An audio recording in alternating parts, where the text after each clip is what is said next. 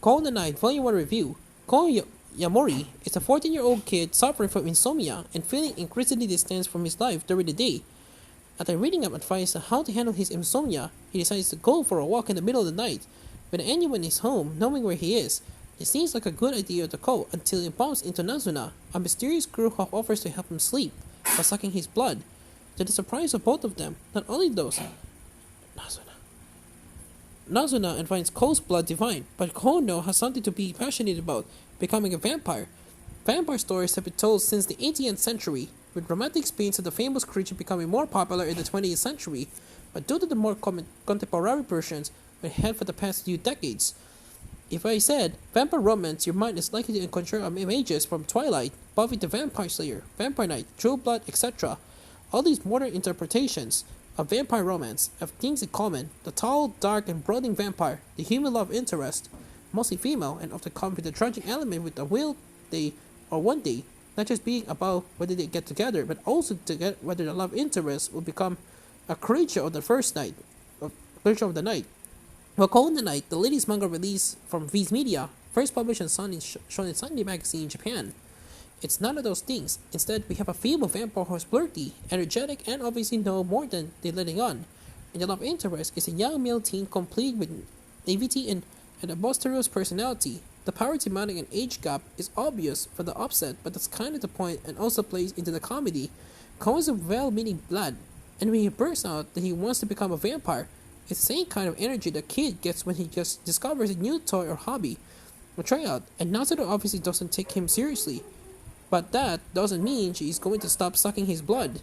The two play off each other very well, and despite being so different, both in personality and species. It's a unique dynamic that we don't usually get from these sorts of stories that makes the first volume so fascinating. Vampires have often been used as a metaphor for so many things since their conception, but the upper class in Dracula, to apply a metaphor and Guillermo del Toro's The Strain, are just by for the struggles of growing up like a Buffy the Vampire Slayer. Sex is also a common metaphor in Call the Night.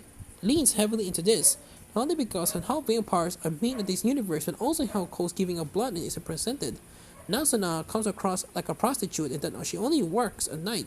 She enables her victims by promising them a good night if they join her company, and she keeps Cole and other people she feds off at arm's length for understandable reasons, and that is the metaphor Kotayama is going for. I'm obviously just basing this on the first book, an interesting take, and one that's also done with sympathy. Nazuna is showing as a helpless victim of circumstances. She is happy overall in who she is and what she does, but the audience sees how grim her room is and how out of touch with technology she is with little mention of any friends she may or may not have. It'll be interesting to see where the author goes with this character and how the mythology of these vampires continue to grow. Another thing I really like is Cole. He's an instantly likable protagonist, and not just because he's an unusual lead for this type of vampire genre. His suffering from insomnia is not only the perfect excuse for him to go out at night, but also something that many people to suffer with. It is a judgment for his life, and school can be heard as depression. The fact that we do not get any chapters set during the day, except flashbacks, or even see his parents, shows how cut off he is from his friends and family. It's effective and generates sympathy easily for the audience. Kotayama is a mangaka that may not sound familiar. The only other work so far is a series called Takashi Kashi, we did get an anime adaptation which is licensed by Anime Limited but they never released back in 2018. But the manga itself is unlicensed in the UK. Call of the Night is the second major series, and I'm super impressed by not only their storytelling but also the art style. And the series is very shonen-esque. You can see inspiration from Tite Kubo, Takeshi Obata, and Hiroyuki Take. In the character designs, I can imagine Nasuna being very popular with cosplayers due to her simple yet effective costume design, but Kotoyama sadly goes beyond the cast.